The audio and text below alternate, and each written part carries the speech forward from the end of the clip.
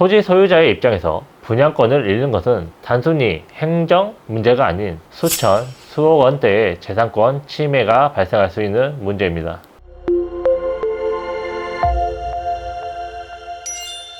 안녕하세요. 대한변호사협회 등록 재건축 재개발 전문 정정주 변호사입니다. 재개발, 재건축 사업을 하게 된다면 기존 소유자는 자연스럽게 조합원이 되어 새로 짓는 아파트의 분양을 받을 수 있는 권리를 가지게 됩니다. 재건축을 하게 된다면 대부분 그 가치가 크게 상승하기 때문에 분양권을 얻는 것은 거주자 입장에서 매우 중요할 수밖에 없는데요. 하지만 조합 입장에서는 수익을 극대화하기 위해서 일반 분양자를 많이 받는 것이 유리하기 때문에 반대로 조합원 분양을 최소화하려는 경향이 있습니다. 때문에 면적이 작다는 이유로 분양권을 박탈하거나 분양 신청을 안 했다는 이유로 자격이 상실되는 경우, 무허가 건물, 공유지분 문제, 세대 분리나 소유권 이전 시점을 빌미로 조합원 자격을 주지 않기도 합니다. 만약 토지 소유자임에도 불구하고 조합원이 되지 못한다면 어떻게 될까요? 새 아파트를 받을 수 없고 대신 현금 청산 대상이 됩니다.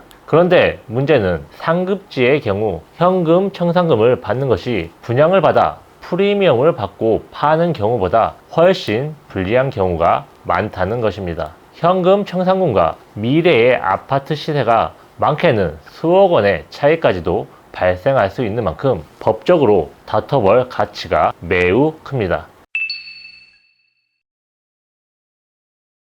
제가 맡았던 조합원 지위를 회복한 사례를 하나 소개해 드리면, 의뢰인들은 경기도의 한 재개발 구역 안에서 60제곱미터 미만 토지를 소유하고 있었습니다. 의뢰인들은 분양 신청도 기한 내에 완료했는데 조합은 과소 필지라는 이유로 60제곱미터 미만은 현금 청산이라는 자체 기준을 만들어 분양 대상에서 제외했고 관리 처분 계획에도 그대로 반영했습니다. 때문에 의뢰인들은 조합원 지위를 얻지 못했고 꼼짝없이 현금 청산을 받을 수밖에 없는 상황이었습니다. 하지만 제가 살펴보니 경기도 조례에는 재개발 사업에서 토지 면적 제한 규정이 전혀 없었습니다. 대법원은 정당한 사유 없이 조합원 자격을 갖추고 있는 자의 가입을 거절하거나 불리한 가입 조건을 요구하는 것은 허용되지 않는다고 판시하고 있습니다. 저는 이를 근거로 관리처분 계획 무효 확인 소송을 제기하였습니다. 결국 법원은 조합의 관리처분 계획을 무효로 판단하며 의뢰인들이 조합원이 되어 분양권을 인정받을 수 있었습니다. 이처럼 조합이 법령이나 조례에 반하여 자체적으로 만든 기준으로 조합원 자격을 제한할 수는 없습니다.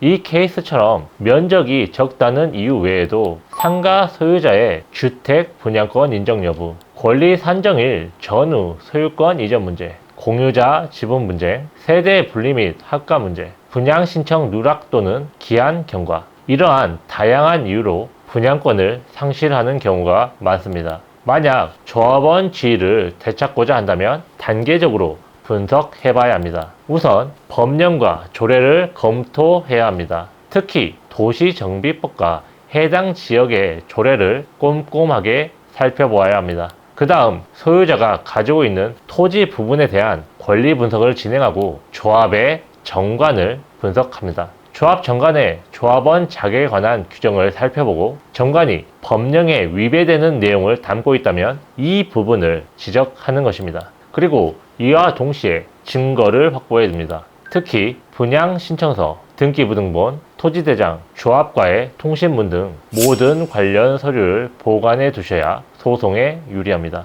이렇게 분석을 마쳤으면 가장 유리한 소송 유형을 선택하게 됩니다. 상황에 따라서 수분양자 지위 확인 소송, 조합원 지위 확인 소송, 관리처분 계획 무효 확인 소송 등 적절한 소송 유형을 선택해 승소 가능성을 높이게 됩니다.